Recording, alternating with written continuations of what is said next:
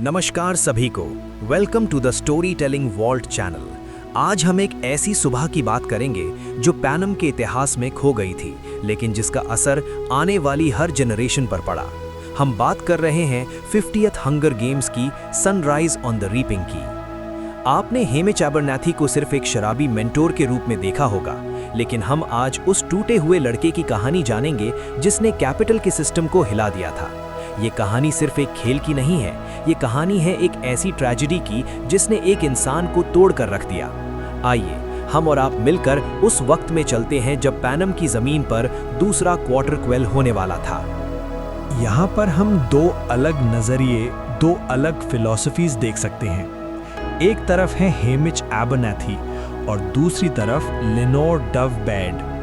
हेमिच का मानना था कि रीपिंग एक इनएविटेबल चीज है, यानी जो होना ही है। जैसे सूरज उगता है वैसे ही रीपिंग होती है। हम समझ सकते हैं कि ये सोच उनके ट्रॉमा से आई थी, लेकिन लेनोर वो अलग थी। आप देखिए, वो कहती थी कि ये गेम्स कुदरत का नियम नहीं है, ये इंसानों का बनाया हुआ नियम है, और अगर इंसान इसे बना सकते हैं तो इंसान इसे तोड़ भी सकते हैं। हम यहाँ देख रहे हैं कि कैसे उम्मीद यानी होप कभी कभी निराशा यानी डिस्पेयर से ज्यादा खतरनाक होती है। अब आप जरा कल्पना कीजिए, पेनन के लोग डरे हुए हैं और तभी एक नया फरमान आता है, सेकेंड क्वार्टर क्वेल। कैपिटल का कहना था कि हर कैपिटल सिटीजन की मौत के बदले 2 रेबल्स मारे गए थे, इसलिए ट्रिब्यूट पूल को डबल किया जाएगा। हम इस नंबर को देखकर ही सहम जाते हैं, 48 बच्चों की मौत का फरमान। और सबसे दर्दनाक बात, ये हाइमिच का 16th बर्थडे था। आप सोचिए, जिस दिन जश्न मनाया जाना चाहिए था उस दिन मौत का बुलावा आया। रीपिंग सेरेमनी एक मैसेकर में बदल गई जब एक ट्रिब्यूट वुडबाइन चांस ने भागने की कोशिश की और उसे स्टेज पर ही मार दिया गया। ये सिर्फ एक सेरेमनी नहीं थी, ये एक चेतावनी थी। लेकिन पैनम में जो दिखता है वही सच नहीं होता। पर्दे के पीछे एक अलग जंग चल रही थी, द नैरेटिव वॉर। यहाँ हम देखते हैं यंग प्लूटार्क हेवेंसडे को। आप यकीन नहीं करेंगे, लेकिन वो एडिटिंग रूम में बैठकर बच्चों के आंसुओं को खुशी में बदल रहे थे, उनकी चीखों को तालियों की गड़गड़ाहट से ढक रहे थे। दूसरी तरफ हेमिच ने इस खेल को समझ लिया था। उन्होंने रास्कल यानी एक बदमाश का नकाब पहन लिया। हम ये कह सकते हैं कि उन्होंने कैपिटल को वही किरदार दिया जो वो देखना चाहते थे, ताकि वो अपनी असलियत छुपा सकें। उन्होंने एक्टिंग की सिर्फ जिंदा रहने के लिए। अब हम अरीना के अंदर चलते हैं। देखने में ये जगह किसी जन्नत से कम नहीं थी, एक ब्यूटीफुल पैराडाइज।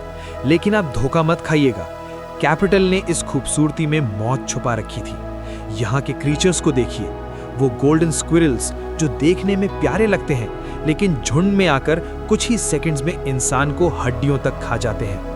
वो पिंक बर्ड्स जिनकी चोंच तलवार जैसी तेज थी, और वो नीली तितलियां, आप उन्हें छू भी नहीं सकते थे क्योंकि वो लीथल इलेक्ट्रिक शॉक्स देती थी।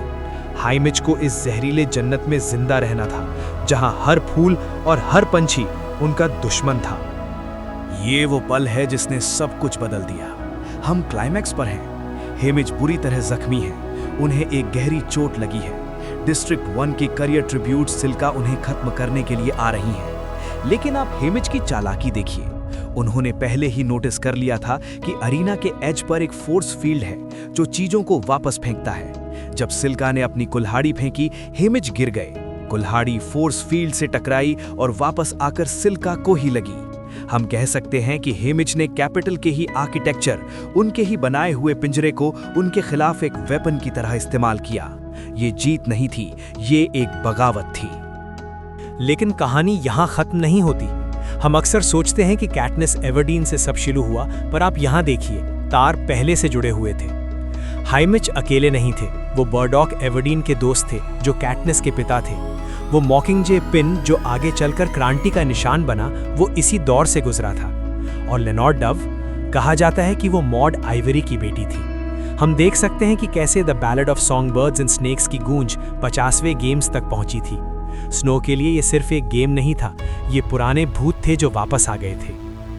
यहाँ हम हेमिच के दर्द को महसूस कर सकते हैं। आप इस कोट को पढ़िए, मैं इमेजिन नहीं कर सकता कि सूरज ना उगे, पर मेरे बर्थडे पर हमेशा रीपिंग होती है। जीतने के बाद हेमिज घर लौटे, लेकिन उनका घर जला दिया गया था। उनके परिवार को मार दिया गया, सिर्फ इसलिए क्योंकि उन्होंने फोर्स फील्ड वाला स्टंट किया था। कैपिटल ने उन्हें दिखा दिया कि जीतने की कीमत क्या होती है, इसलिए वो दुनिया से कट गए, अकेलेपन के अंधेरे में चले गए। हम अब समझ सकते हैं कि वो शराब में क्यों डूबे रहते थे। आखिर में हम इस नतीजे पर पहुंचते हैं, हेमिज टूट गए थे लेकिन बिखरे नहीं थे। उन्होंने सालों तक इंतजार किया। जब कैटनिस और पीटा आए तो हेमिज ने अपना वादा निभाया। उन्होंने उन्हें जिंदा रखा, सिर्फ उनके लिए नहीं बल्कि उस वादे के लिए जो उन्होंने लेनो डव से किया था कि वो इस रीपिंग के सूरज को उगने से रोकेंगे। आप देख सकते हैं, बर्फ गिर सकती है, अंधेरा छा सकता है, लेकिन आखिर में सूरज जरूर उगता है। ये थी कहानी हेमिज एबरनैथी की, जिसने अपने आप को मिटाकर पेनेम को आज़ादी दी।